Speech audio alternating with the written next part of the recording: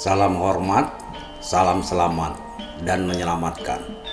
Salam berbangsa dan bernegara Indonesia. Semangat Indonesiaku.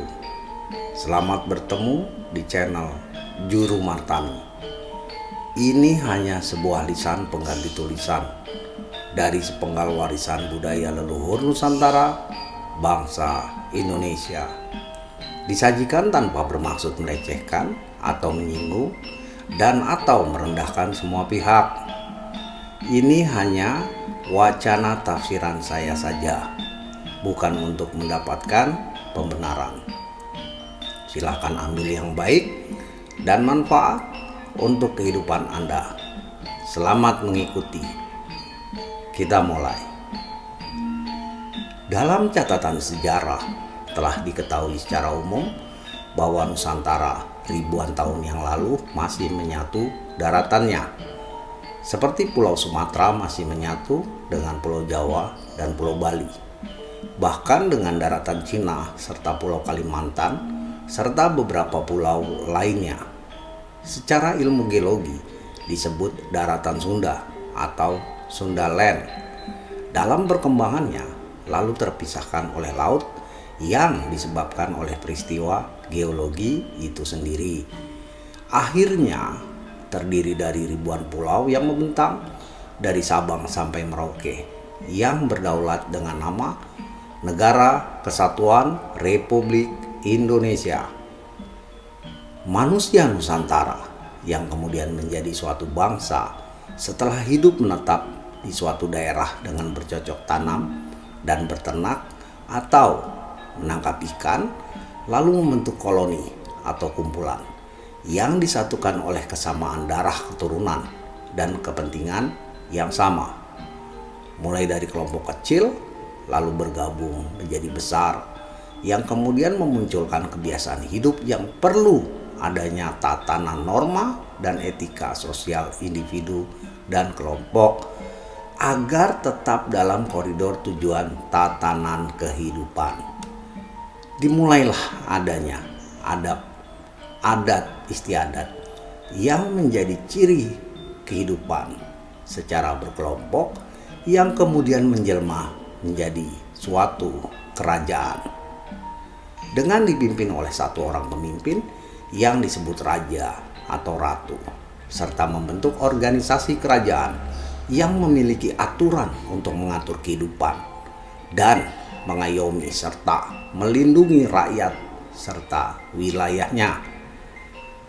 Bangsa Nusantara atau disebut juga Bani Jawa itu kehidupannya sangat tergantung dengan alam.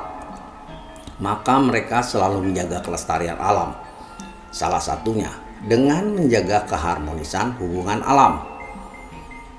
Mempelajari atau membaca seluruh kebiasaan dan fenomena alam mulai dari perbintangan, tanah, gunung, angin, tumbuhan, hewan, laut, dan sebagainya yang mempengaruhi perilaku kehidupan manusia. Dengan melihat bintang saja, mereka bisa memprediksi ini musim ikan apa atau cocok untuk tanam apa.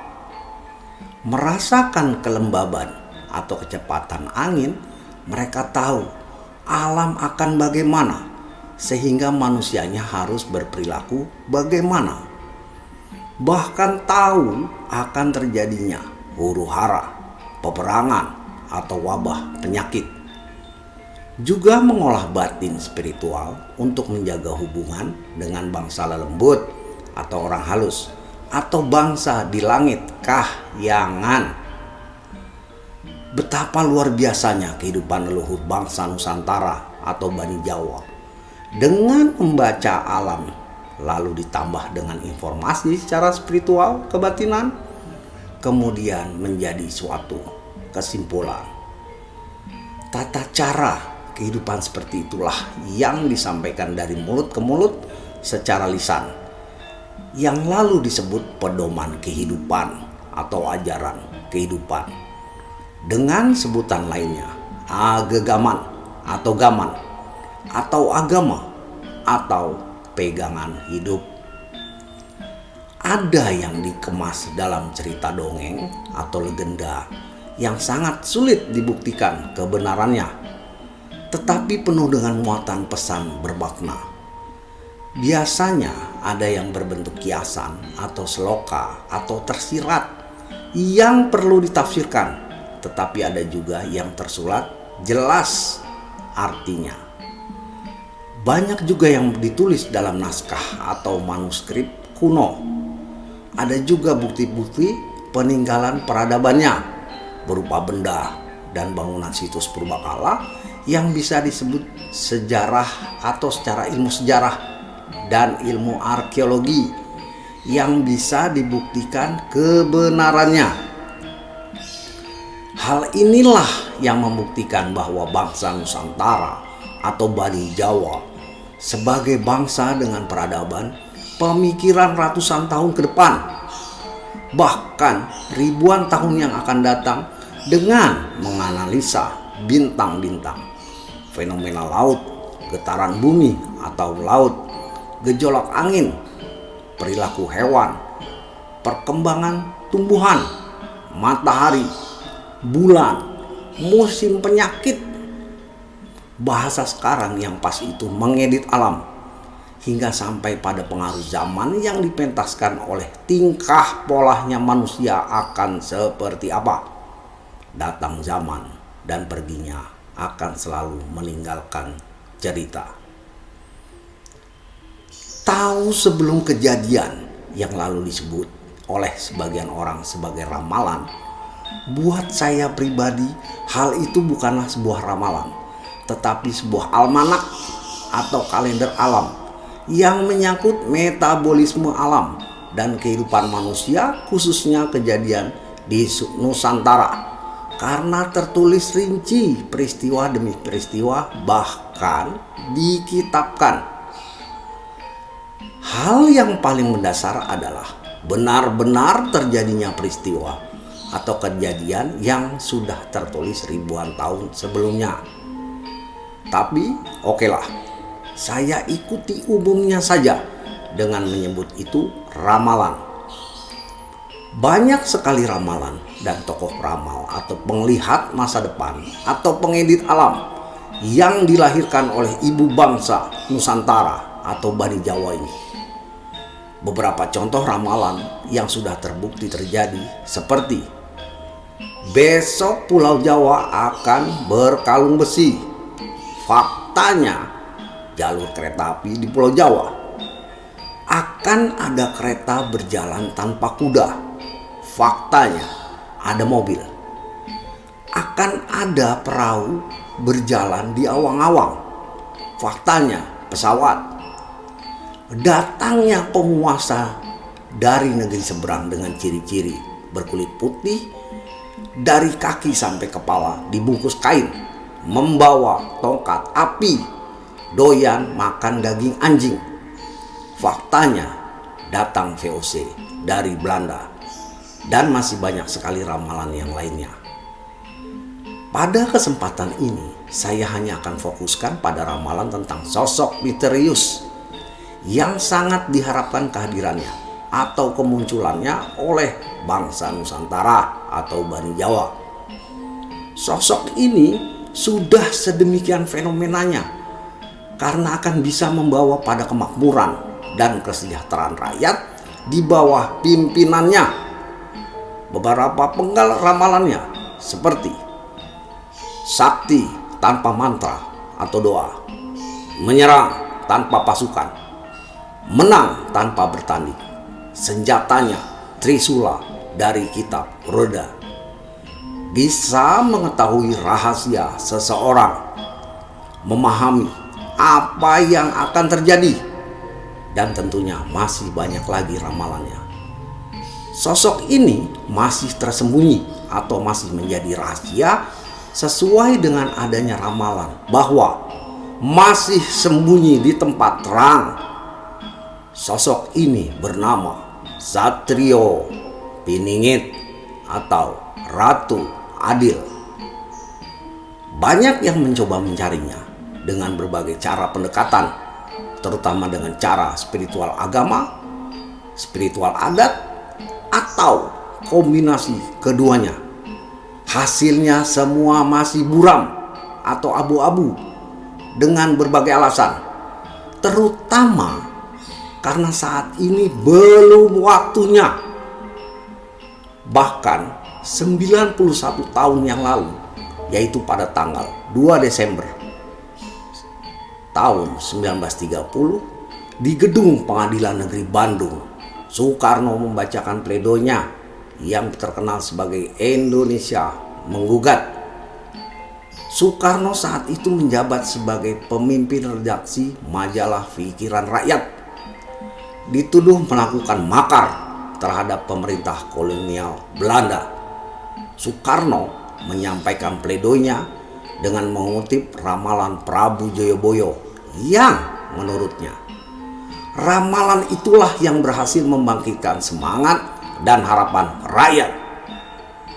Kutipan pledoinya, kenapa hingga saat ini Jayabaya membangkitkan harapan rakyat?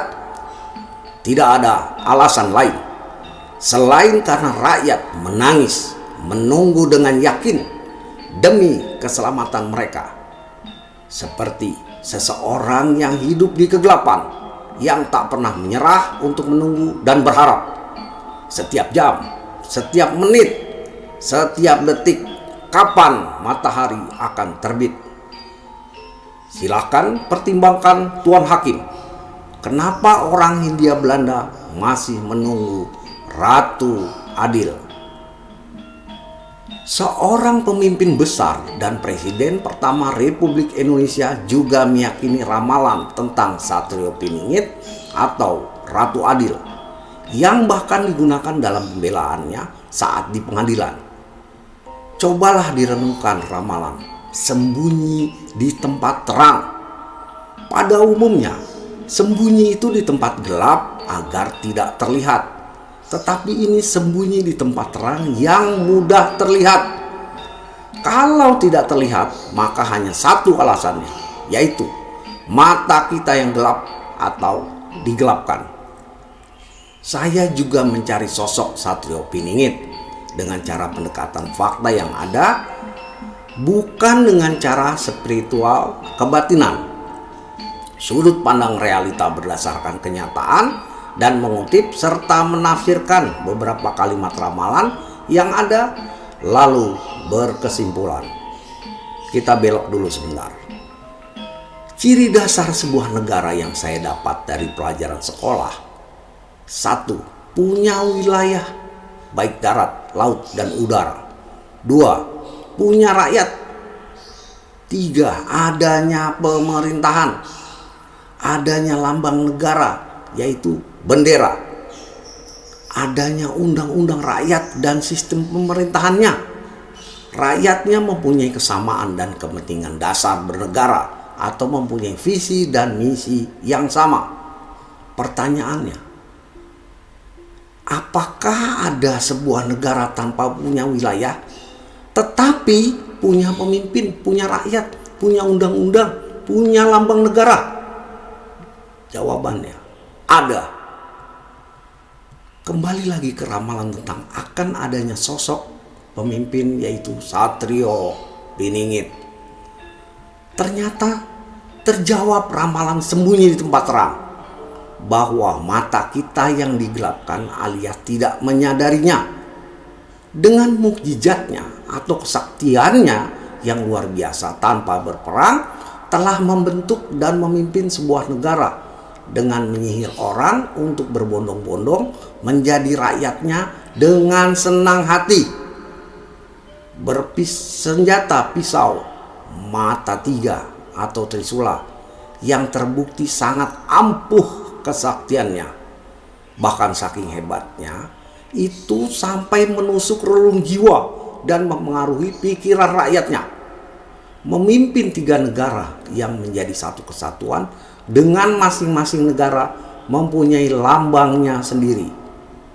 Masih penasaran? Baiklah, tanpa berlama lagi saya akan sebutkan sebuah nama.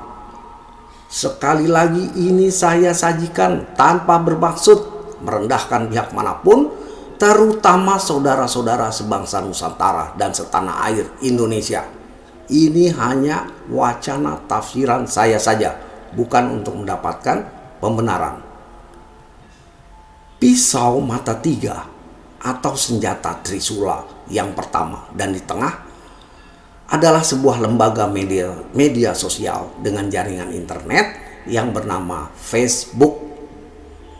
Begitu muncul Facebook, langsung menyedot perhatian orang dari berbagai usia di seluruh dunia dengan menjadi anggota atau pengikutnya. Menjadi media sosial yang menjadi gaya hidup baru, bahkan menjadi bagian hidup interaksi bersosial.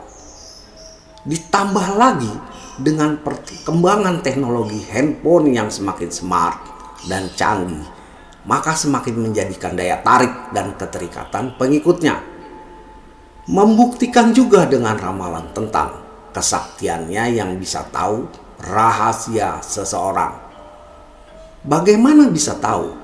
Mudah saja jawabnya, yaitu setiap orang yang menjadi pengikutnya harus mengisi form identitas pribadi sampai ke alamat surat elektronik atau email. Bahkan mungkin bisa tahu rahasia negara apabila ada percakapan antar pejabat negara via Facebook. Pisau mata tiga atau senjata Trisula yang kanan atau kedua adalah lembaga sosial dengan jaringan internet yang bernama Instagram. Sama ceritanya dengan Facebook yang begitu muncul langsung diserbu orang-orang yang dengan sukarela untuk menjadi pengikutnya. Pisau mata tiga atau senjata Trisula yang kiri atau ketiga adalah lembaga sosial dengan jaringan internet bernama WhatsApp. Ini lebih dahsyat lagi karena lebih banyak lagi pengikutnya atau penggunanya. Facebook, Instagram, dan WhatsApp pemiliknya satu atau pemimpinnya atau presidennya satu orang yang bernama Mark Zuckerberg, penduduk Amerika. Seorang anak muda yang belum berusia 40 tahun membentuk lembaga lintas suku, ras, agama, bangsa, bahkan dengan kesaktiannya melintas batas wilayah negara-negara konvensional. Bisa dibilang lembaga negara tanpa punya wilayah darat, laut, dan udara.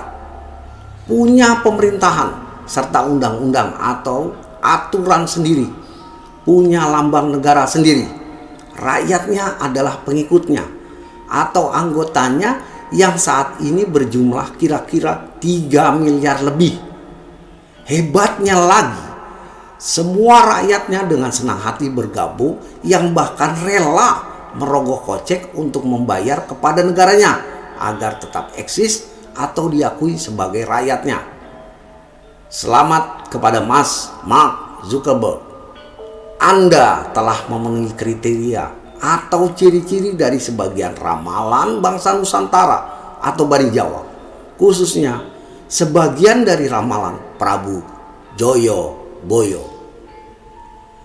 Akan muncul seorang pemimpin yang dengan kesaktiannya memimpin begitu banyak orang yang bernama Satrio Piningit. Apa mungkin Mas Mark Zuckerberg itu Satrio Piningit? Bisa jadi Mas Mark Zuckerberg adalah Satrio Piningit edisi bangsa Amerika. Mungkinkah akan muncul edisi bangsa Nusantara yang lebih hebat lagi atau lebih sakti lagi dari Mas Mark Zuckerberg? Sadarkah kita sebagai rakyatnya Mas Mark Zuckerberg, sebagai pemakai lembaga sosial Facebook, Instagram, dan WhatsApp, rakyat yang dengan senang hati membayar demi kejayaan dan kesejahteraan negaranya? Sadarkah kita telah mengangkat pemimpin atau presiden tanpa pemungutan suara? Sadarkah kita sebagai rakyatnya sekaligus produknya dan juga sekaligus konsumennya atau bayarnya? Antara presiden dan rakyatnya sama-sama diuntungkan. Presiden diuntungkan dari uang rakyatnya dan rakyatnya diuntungkan karena terpenuhinya tuntunan hidupnya dengan fasilitas dari presidennya. Rakyatnya disatukan oleh persamaan visi, misi, dan kepentingan. Jadi teringat sebuah ramalan bahwa suatu saat akan ada kotak di setiap rumah yang bisa muncul orang. Ternyata itu pesawat televisi. Lalu ada lagi bahwa suatu saat akan banyak orang bicara sendiri, tertawa sendiri sambil pegang kotak kecil. Ternyata itu telepon genggam.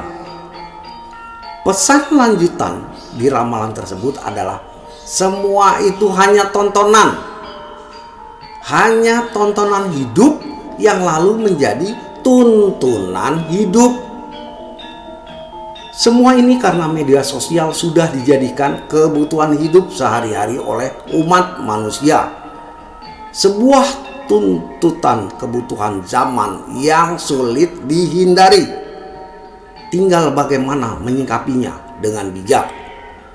Jangan sampai terjadi dalam pepatah leluhur yang berbunyi, malang tak dapat ditolak, untung tak dapat diraih. Dunia dalam genggaman telepon genggam Anda, atau Anda dalam genggaman dunia. Terima kasih. Salam hormat. Salam selamat dan menyelamatkan. Semangat Indonesiaku.